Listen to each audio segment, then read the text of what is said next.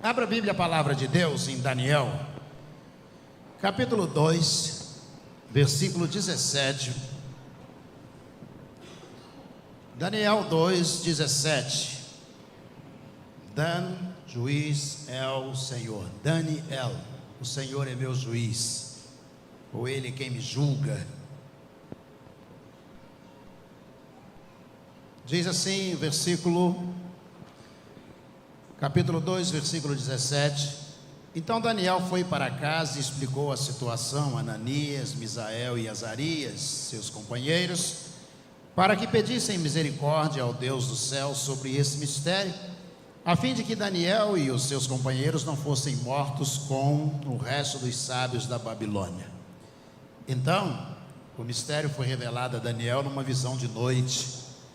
Daniel bendisse o Deus do céu, dizendo: bendito seja o nome de Deus de eternidade a eternidade, porque dele é a sabedoria e o poder, é ele quem muda o tempo e as estações, remove reis e estabelece reis, ele dá sabedoria aos sábios e entendimento aos inteligentes, ele revela o profundo e o escondido, conhece o que está em trevas e com ele mora a luz. Ó Deus de meus pais, eu te agradeço e te louvo porque me deste sabedoria e poder, e agora me revelaste o que te pedimos, porque nos fizeste saber este caso do rei. Vamos orar? Senhor, muito obrigado, ó Deus, por mais uma manhã, pelo privilégio que temos de canalizar neste tempo próprio na casa do Senhor toda a nossa intenção, a intenção do coração de cada um de nós para exaltar e bendizer o teu santo nome. Agora, Senhor, premia os nossos corações com revelação do Senhor. Ó Deus, todos nós estamos na mesma expectativa de que o Senhor fale aos nossos corações. E tantos corações diferentes, intenções diferentes, seria impossível alcançar todos eles por uma prédica humana. Por isso nós pedimos revelação e manifestação do Senhor. É a nossa oração em nome de Jesus, o nosso Senhor. Amém. Amém.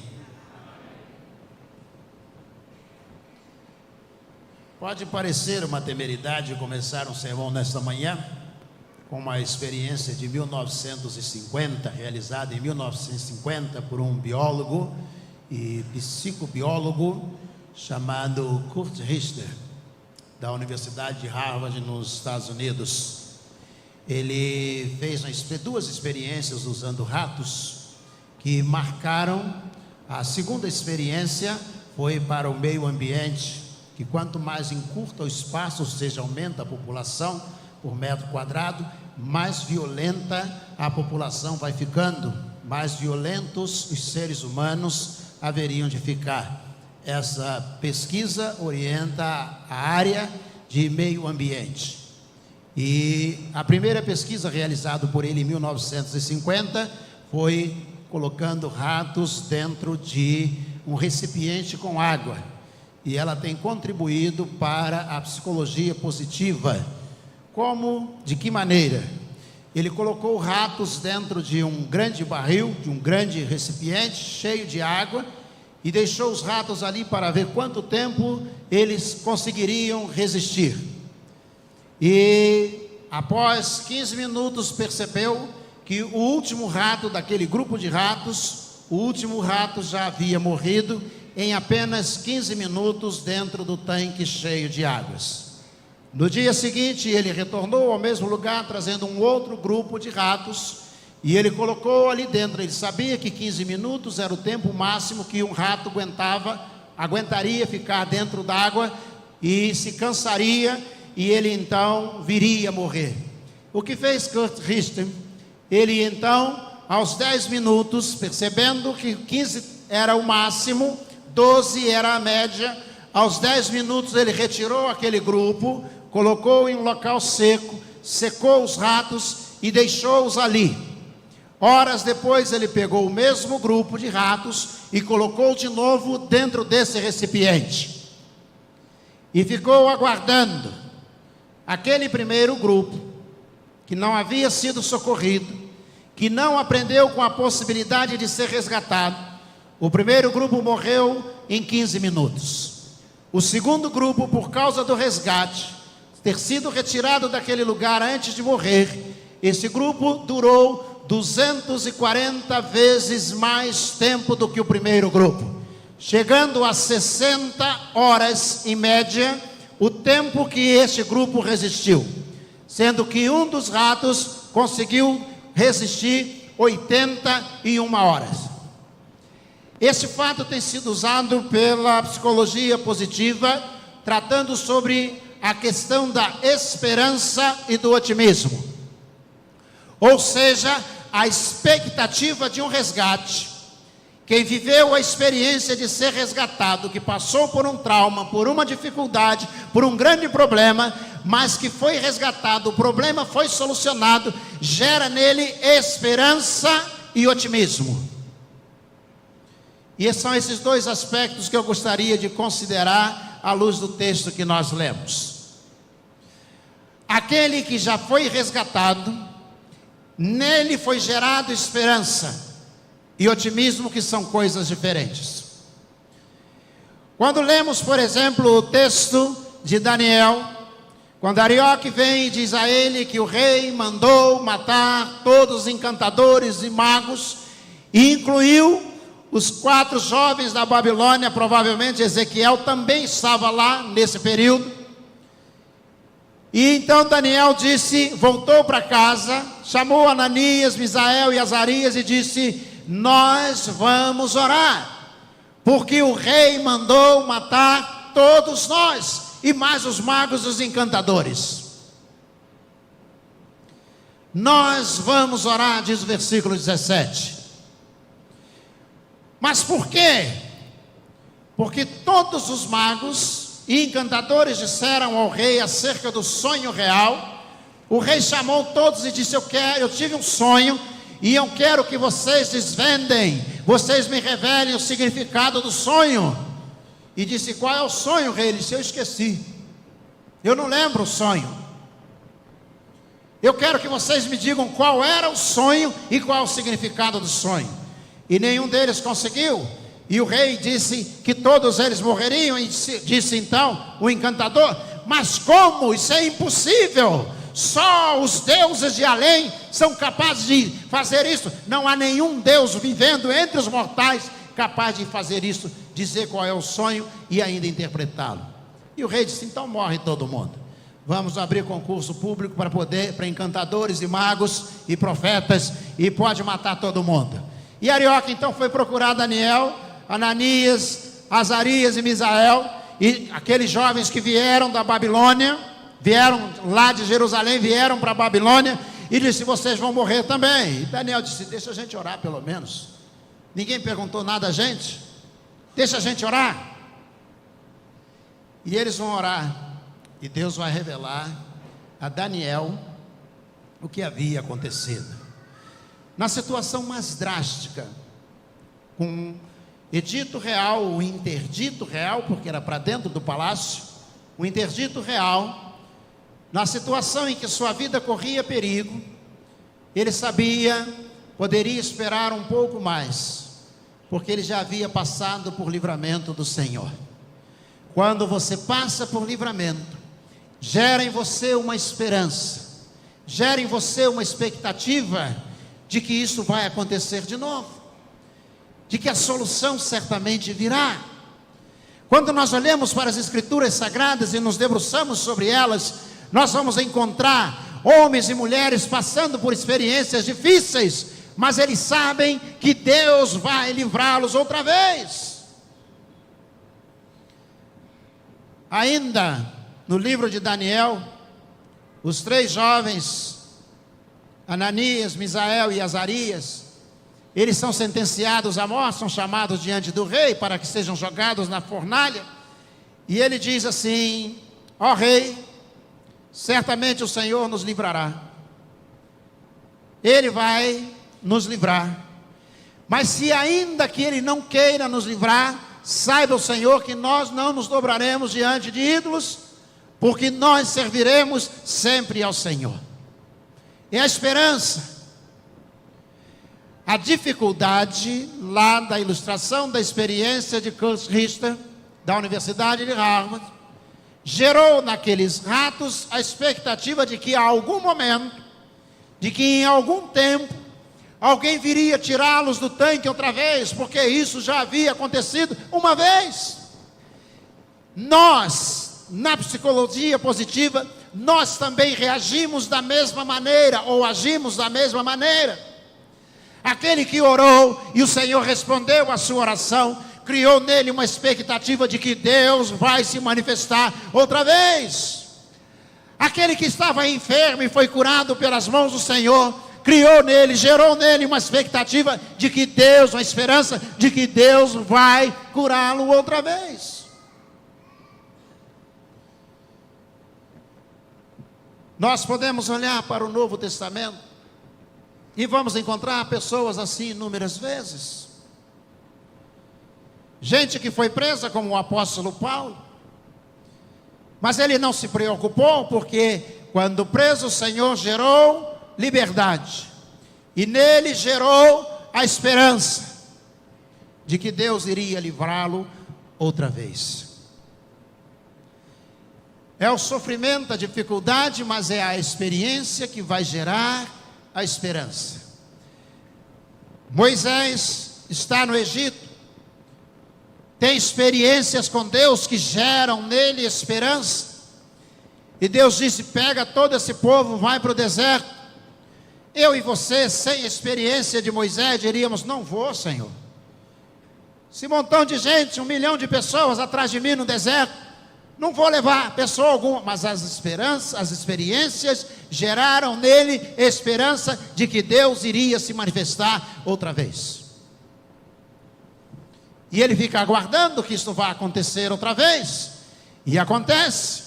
E quando ele chega junto ao mar, a multidão está ali, esperando para atravessar o Mar Vermelho, e não há saída, está em Refidim.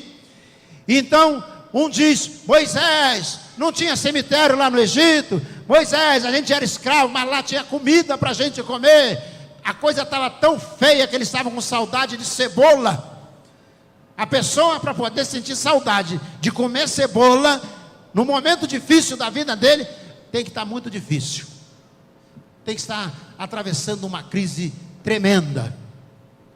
Moisés, que já havia tido experiências profundas com Deus, ele vai orar. Ele ajoelha, porque a experiência gera esperança. Eu duvido que Moisés tenha dito: Deus, abre o mar. Eu duvido que Moisés tenha dito: mata esses egípcios. Mas havia no coração dele uma esperança de quem foi liberto uma vez, que Deus vai livrar de novo. Ele ajoelha e ele começa a conversar com Deus na sua esperança, na sua fé. E Deus disse: Moisés, por que clamas a mim?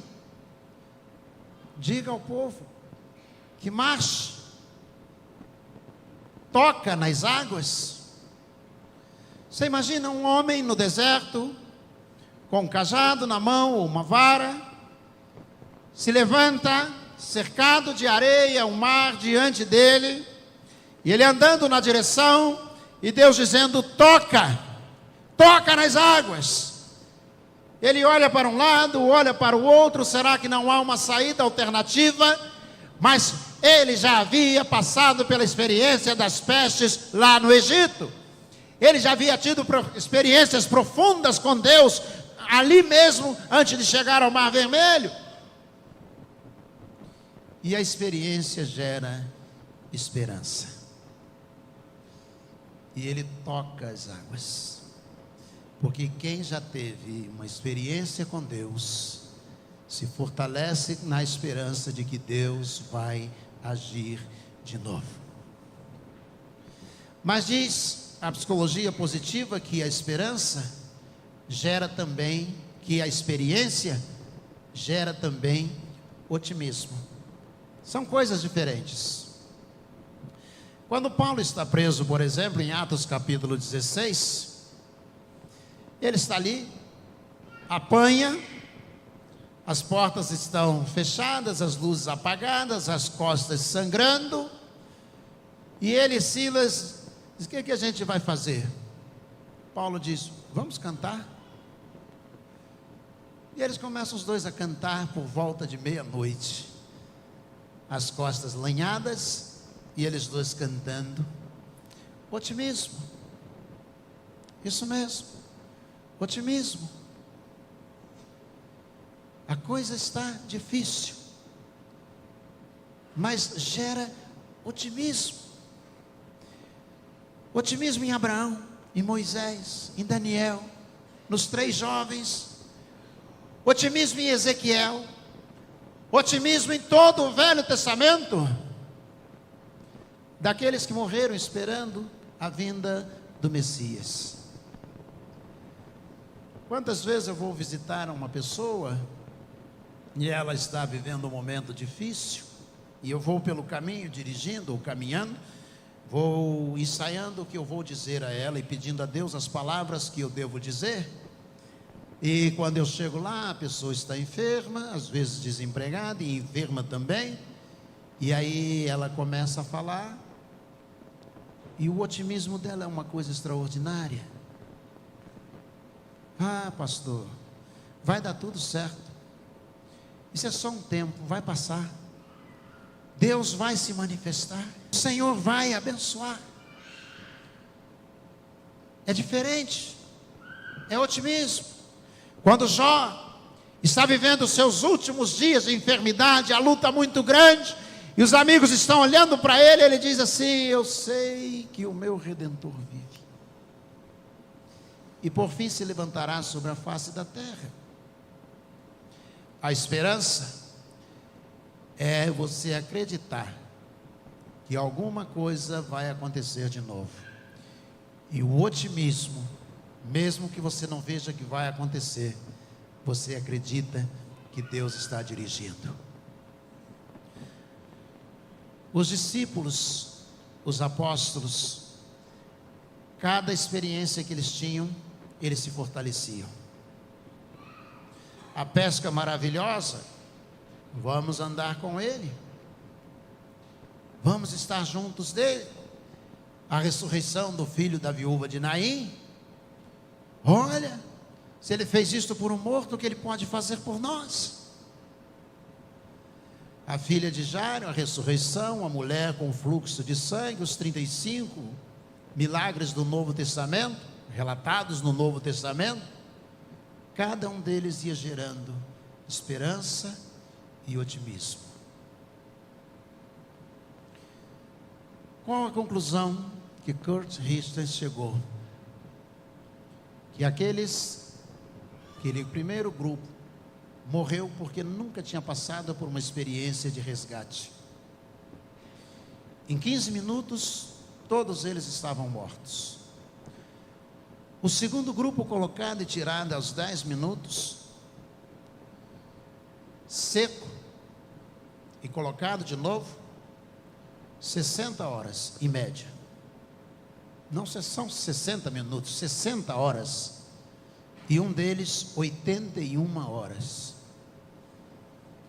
Por quê? Por causa da experiência de ser resgatado.